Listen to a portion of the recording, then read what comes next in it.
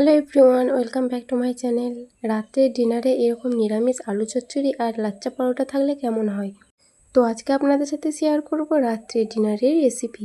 তো প্রথমেই কয়েকটা আলু, কাঁচা লঙ্কা আর আদা কেটে নেওয়া হয়েছে। আলুগুলো ডুমো ডুমো করে কেটে নিয়েছি। এবার প্রেসার কুকারের মধ্যে তেল গরম করে দিয়ে দিয়েছি পাঁচফোড়ন আর তেজপাতা। পাঁচফোড়ন আর তেজপাতাটা হয়ে এলে এর মধ্যে দিয়ে দিয়েছি চিড়ে রাখা কাঁচা লঙ্কা। কাঁচা লঙ্কাগুলো একটু কুক হয়ে গেলে ওর মধ্যে দিয়ে দিয়েছি কেটে রাখা আলুগুলো।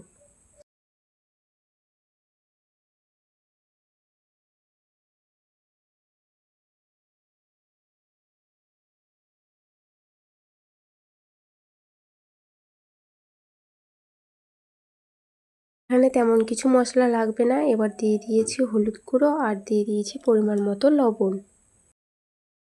লবণ দিয়ে কিছুক্ষণ নাড়াচাড়া করে নিয়েছি। 10 মিনিট আলুটা কষিয়ে নিয়ে আদাগুলো শিল আর নোড়ার মাধ্যমে বেটে নিয়ে আদাটা দিয়ে কিছুক্ষণ নাড়াচাড়া করে আলুটা কষানো হয়ে গেলে পরিমাণ মতো জল ঢেলে দিয়েছি যাতে আলুগুলো সেদ্ধ হয়ে যায়। এবার প্রেসারের ঢাকা আটকে 2 বা 3টে সিটি দিয়ে দিলেই একদম রেডি নিরামিষ আলু চচ্চড়ি। এই রেসিপিটা কম মশলা এবং কম তেলের মাধ্যমে আপনারা রান্না করতে পারবেন। যারা একদমই কম তেল মশলা খান তাদের পক্ষে এই রেসিপিটা একদম পারফেক্ট রেসিপি।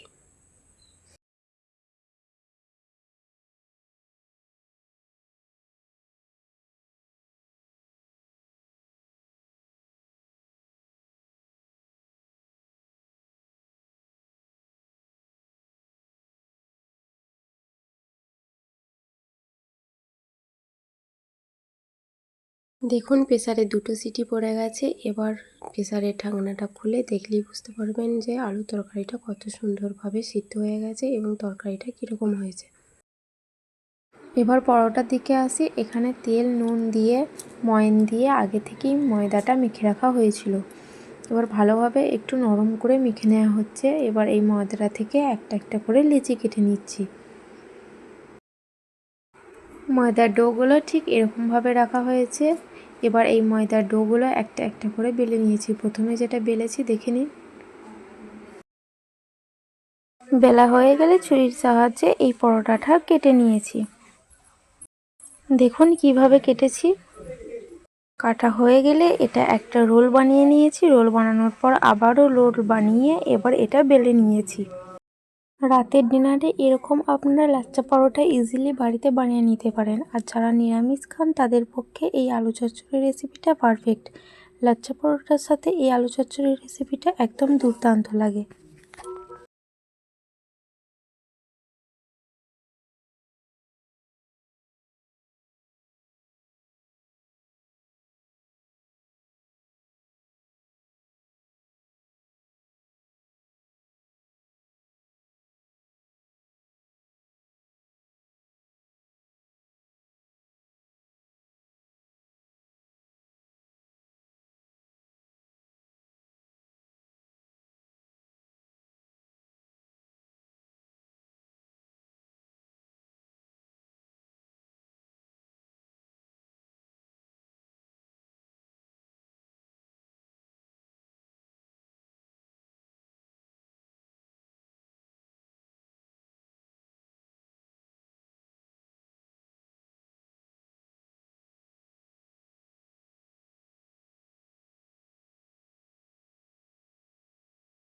তাওয়া গরম করে পরোটার উল্টো পিঠটা সেঁকে নিয়েছি। এবার অপর পিঠটা হয়ে গেলে আবার অপর পিঠটা পাল্টে সেঁকে নিয়েছি।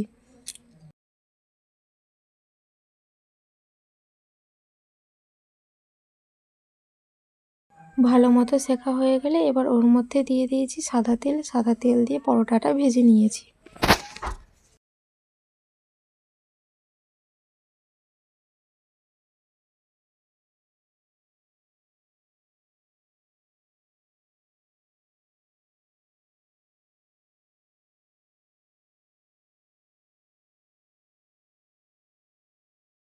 দেখুন ভাজা হয়ে গেছে। এবার একটা অন্য পাত্রে এটা তুলে নিয়েছি।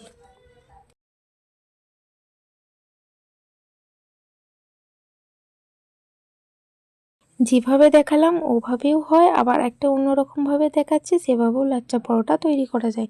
প্রথমে একটা দিক কেটে ত্রিভুজ আকারের মতো পাল্টে নিয়েছি পরোটাটা। এবার এই পরোটাটার মধ্যে ভাঁজ করে আবারও ভাঁজের মধ্যে ভাঁজ নিয়ে করে নিয়েছি। দেখুন কিভাবে বানিয়েছি।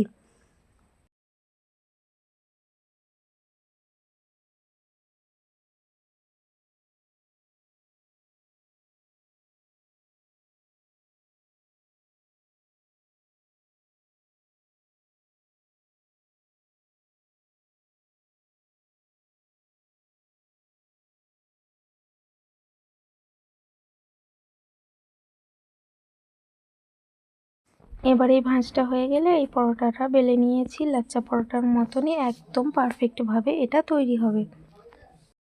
একই রকমভাবে সেঁকে নিয়েছি। প্রথমে উল্টে পাল্টে দু পিঠই। এবার অল্প সাদা তেল দিয়ে পরোটাটা ভেজে নিয়েছি। ব্যাস, তাহলেই রেডি লাচ্চা পরোটা। দেখুন কত সুন্দরভাবে খাঁজ খাঁজের মতো পরোটাটা তৈরি হয়েছে।